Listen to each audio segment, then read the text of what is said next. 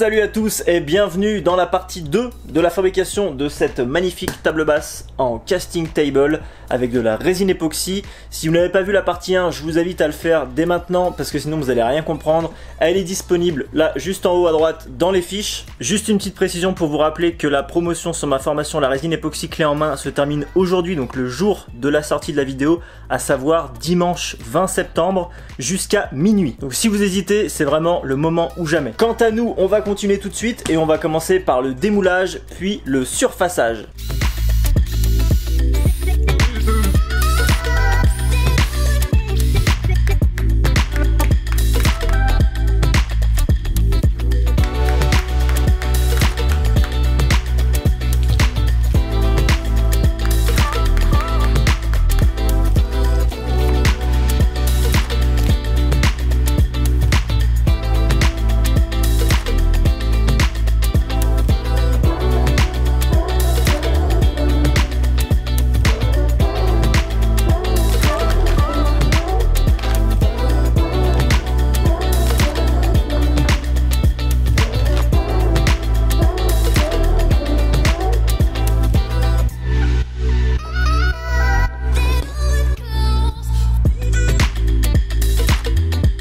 Le routeur sled est en place, j'ai installé la planche au milieu, donc là on va commencer par le dessous, j'aime bien toujours commencer par le dessous du plateau. On va faire une passe, on va enlever 2 mm pour commencer, on va voir ce qu'il en est, et ensuite on retournera et on fera le dessus. J'en profite si ça vous intéresse pour vous dire que j'ai fait une vidéo il y a quelques temps sur le routeur sled Woodpecker qu'on s'apprête à utiliser pour réaliser le surfaçage de cette planche vu que ça ne passe pas dans une raboteuse, et également la défonceuse qu'on va utiliser, que j'utilise avec le routeur sled, la Festool OF 1400. Je vous ai mis tout ça dans les fiches en haut à droite.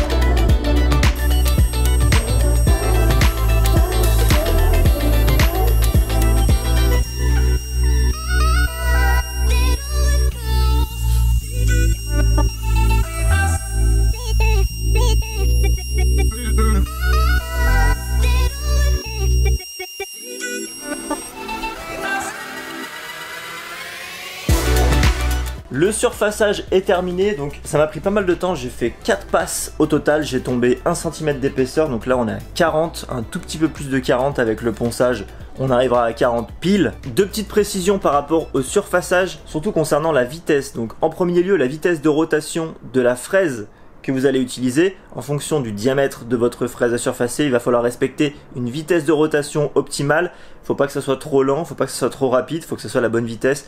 Je vous invite à vous référer aux données fabricants en fonction du diamètre, le données fabricant de votre défonceuse, et comme ça vous connaîtrez la bonne vitesse à adopter. Et deuxième point extrêmement important, c'est la vitesse de déplacement de votre défonceuse sur votre chariot quand vous allez faire le surfaçage.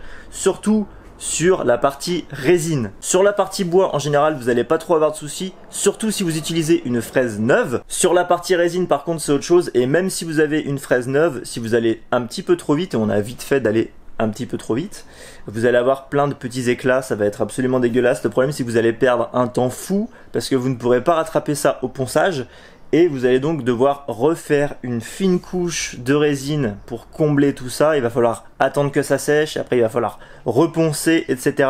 Donc bon, si vous pouvez éviter ça, c'est mieux.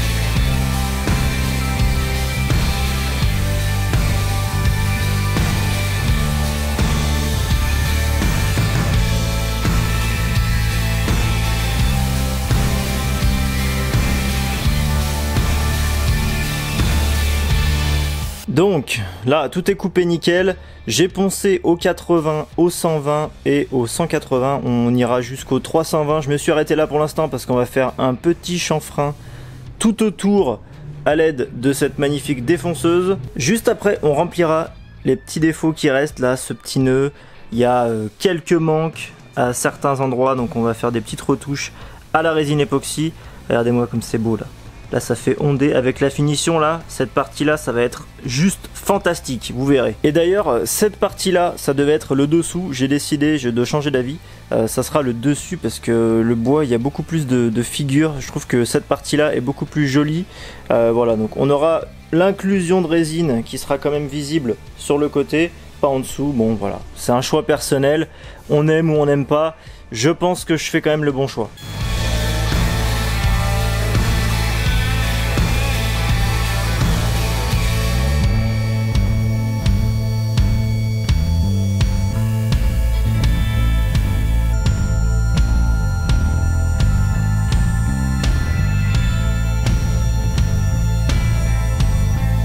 On y est, place à la finition. J'ai rempli les petits défauts qu'on a vu juste avant avec de la résine. J'ai fait ça hors caméra parce qu'il n'y avait pas d'intérêt de vous montrer ça spécifiquement. J'ai terminé le ponçage jusqu'au 320 sur les deux faces. Vous n'êtes pas obligé de faire jusqu'au 320 sur le dessous, vous pouvez vous arrêter avant.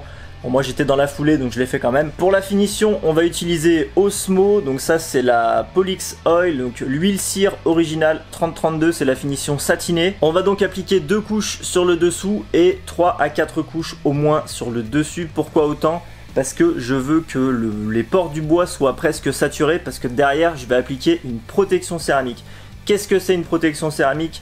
Vous le verrez dans la vidéo de dimanche prochain qui je pense va beaucoup vous plaire et va aider énormément de gens, parce que c'est le problème de beaucoup de gens, à savoir comment protéger une finition huilée type Rubio ou Osmo, parce que c'est des finitions qui sont très belles mais qui sont très fragiles, qui résistent peu à l'abrasion, surtout si c'est une table basse que vous utilisez tous les jours avec les frottements quand on pose un verre, les traces d'eau, etc. Voilà, la protection céramique a priori serait une solution extrêmement résistante pour l'abrasion et pour en termes d'hydrophobie. Mais vous verrez ça dans la prochaine vidéo, donc surtout n'oubliez pas de vous abonner et d'activer la cloche pour être notifié.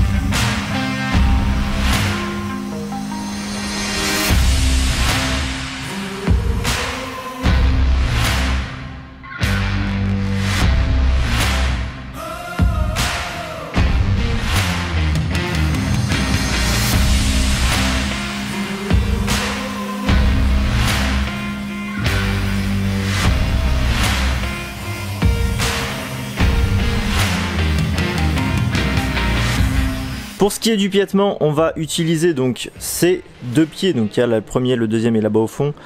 C'est des pieds entièrement faits sur mesure et à la main par un artisan qui est d'ailleurs abonné de la chaîne, Michael Zéharo, que je remercie grandement pour son travail d'excellente qualité. C'est du fer plat.